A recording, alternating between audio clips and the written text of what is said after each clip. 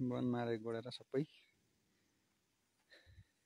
सुकिरहेछ। अब यो उम्रिँदैन यो आवासमा दुबारा आगो लगाइदिएपछि सबै खतम। मल पनि भयो बनमाराको, सबै निगियो बनमारा पनि। यो धुपी सल्ला सल्ला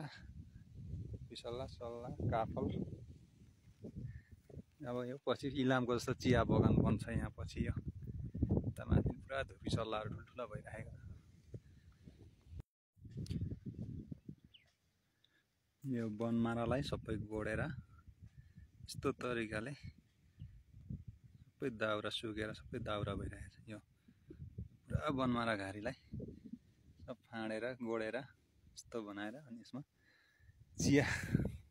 चियापत्ती बेर्न लगाउनलाई सबै यो काफल सल्ला, यो काफलहरू हो। सल्ला चिलाउने हुन्छ यो सबै। यो जतिसम्म तल सल्लेरी घारीसम्म जति देखेको छ यो उत्तिस घारी, तल सल्लेरी घारी जति देखेको छ यो सबै भागहरूमा यो सबै बनमारा रहेछ। सब बनमाराहरूलाई यो फाँडफुँड गरेर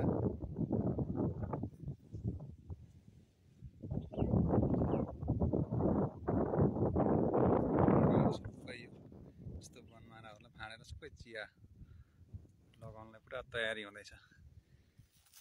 सेम यो बनमारे फुल्दैछ यतातिर यो बाँकी रहेकोहरू र यतातिर भने यो सबै पुरै भागभरि यो सबै पुरा सफा बनाएर यसमा चिया लगाएपछि यो फेरि पछि चिया बगान बनमारेको सबै सत्यानाश।